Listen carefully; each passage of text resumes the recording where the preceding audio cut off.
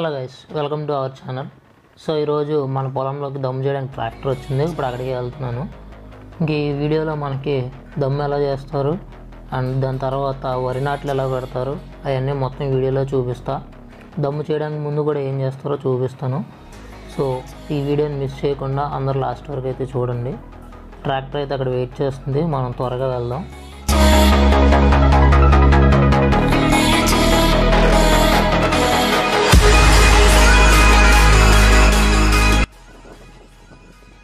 So tractor అయితే రెడీగా ఉంది, ఇప్పుడు వెళ్తుంది. పైనుంచి అయితే దమ్ము చేసుకుంటూ వస్తాడు. అదే రోటావేటర్ చెప్పే కదా మహేంద్ర ట్రాక్టర్ వీడియోలో, దాన్నే రోటావేటర్ అంటారు.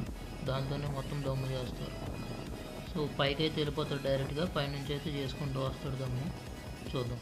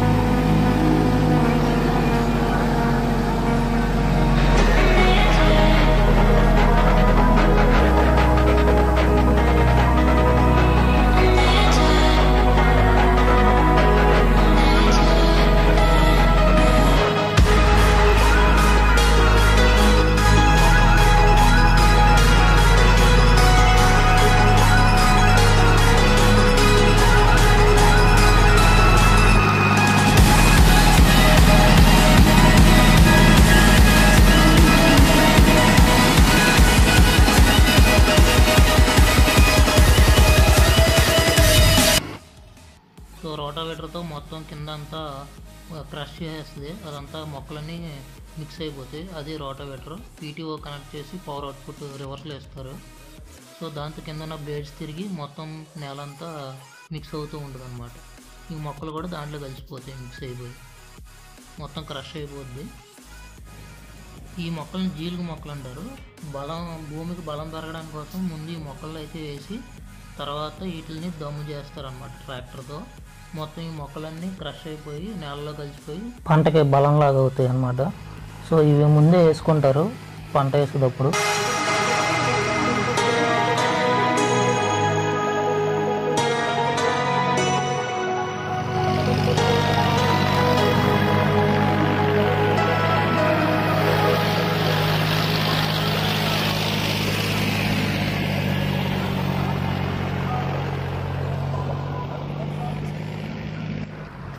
ఆ జీలుగు మొక్కలను ఇలా పీసెస్లా కట్ అయిపోయి ఇలా నేలలో కలిసిపోతాయి.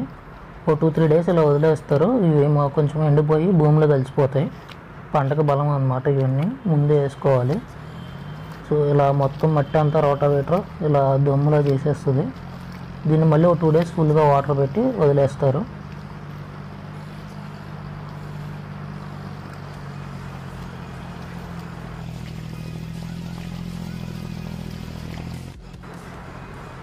ఇది నారుమడి. ఇది 1 మంత్ ముందు జల్లుకుంటారు, విత్తనాలు జల్లి వాటిని ఇలా నారుమడిలా తయారు చేసుకుంటారు. ఇవి పెరిగిన తర్వాత వీటిని మళ్ళీ తీసి అప్పుడు మనం దున్నిన పొలంలో వేస్తారనమాట. ఇప్పటి వరకు దమ్ము చేశారు కదా, ఆ పొలంలో పెడతారనమాట. 1 మంత్ ముందు అయితే వేసేసుకొని దీనికి కావాల్సినవి ఇచ్చి ఇది పెరిగే టైం అయిన తర్వాత అప్పుడు మళ్ళీ వీటిని తీసుకెళ్ళి అక్కడ వేస్తారు.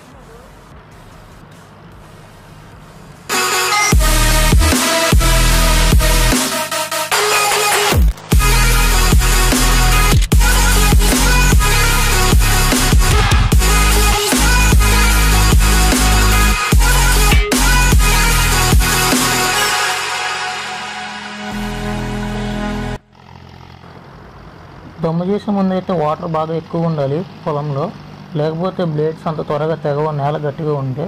సో వాటర్ అంత ఎక్కువ ఉంటే అంత మంచిది. వాటర్ పెట్టుకుంటూ చేస్తే త్వరగా దమ్ము అయింది, నేల కూడా బాగా మనకు కావాల్సినట్టుగా ఉంటుంది.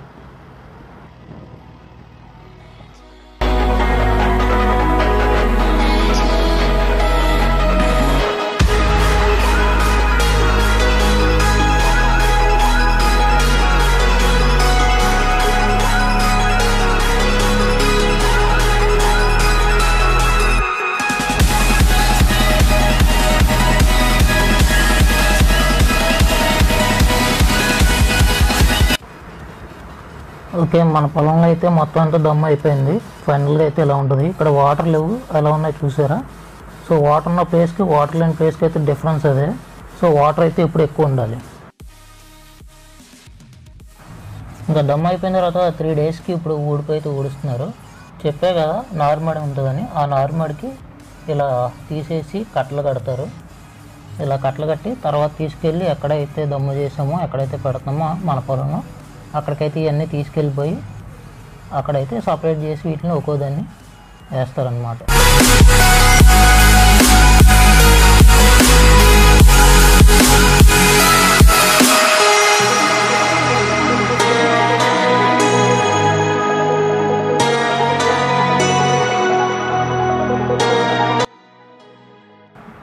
అలా కట్టలు కట్టిన వాటిని ఇలా కావిడి మీద పోగుల కింద కట్టుకొని తీసుకెళ్ళిపోతారు అన్నమాట. దూరం కదా, ఇలా ఒక్కొక్కటి తీసుకెళ్ళాలంటే టైం పడుతుంది. కావిడి కట్టేసుకుని ఒకేసారి తీసుకెళ్తారు లంసంగా. ఇలా మొత్తం మనకి ఏ పొలంలో అయితే ఆ పొలంలో ఎన్ని సరిపడా ఉంటాయో తెలిసిపోద్ది కదా, అన్నీ వేసుకుని అక్కడ వేసేస్తారు.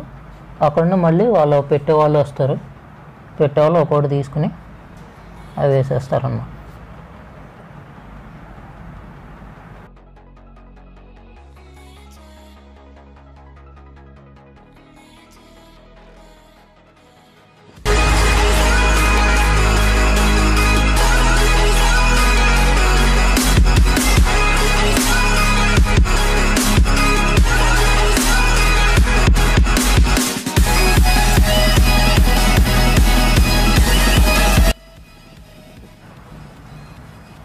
అలా పోగుల కింద తీసుకొచ్చిన వాటిని ఒకేసారిని కాకుండా అక్కడ ఒకటి అయితే ఇలా వేసేస్తే వాళ్ళ చేతికి అందుబాటులో ఉంటుంది పెట్టే వాళ్ళకి.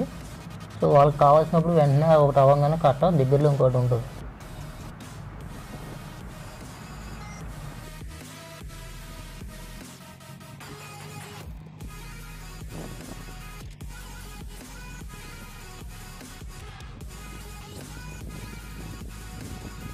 అండ్ నాట్లు పెట్టే రోజున కూడా ట్రాక్టర్తో దమ్ము అయితే చేపిస్తారు, మళ్ళీ ఫుల్గా వాటర్ పెట్టి ఇంకా నీట్గా దిగడానికి.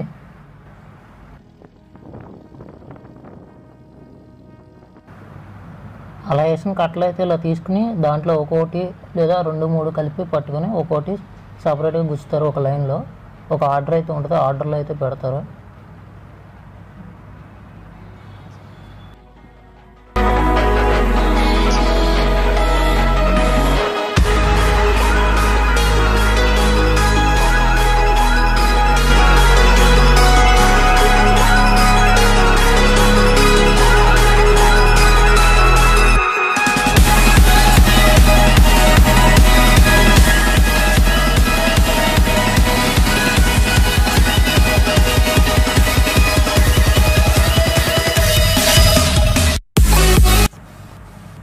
ఊడిపోవడం అయితే మొత్తం అయిపోయింది. ఇలా ఉంటుంది మొత్తం అయిపోయాక. సో దాంట్లో జీలులు అని చెప్పే కదా, అవి ముక్కలు అవన్నీ అలాగే ఉంటాయి, బలం కింద ఉంటాయి పంటకి. సో దీంట్లోనే ముందుగా ఎరువు వేసుకుని దమ్ము చేస్తాం, ముందు ఎరువు కూడా వేస్తాం. సో మొత్తం అయిపోయేసరికి ఎరువు అండ్ జీలుగులు మొత్తాన్ని కొంచెం కొంచెంగా కుళ్ళి అవే ఎరువులాగా ఉంటాయి పొలంలో. సో మొత్తం అంతా అయిపోయింది మందైతే పెట్టడం. ఒక 2 డేస్ ఆగి మళ్ళీ దీంట్లో కలుపు కాకుండా స్పేర్ అయితే చేయాలి. అయితే స్పేర్ చేయొచ్చు, లేదంటే ఇసుకలో కలిపి అయితే జల్లేసుకోవచ్చు మనం కలుపు మందు.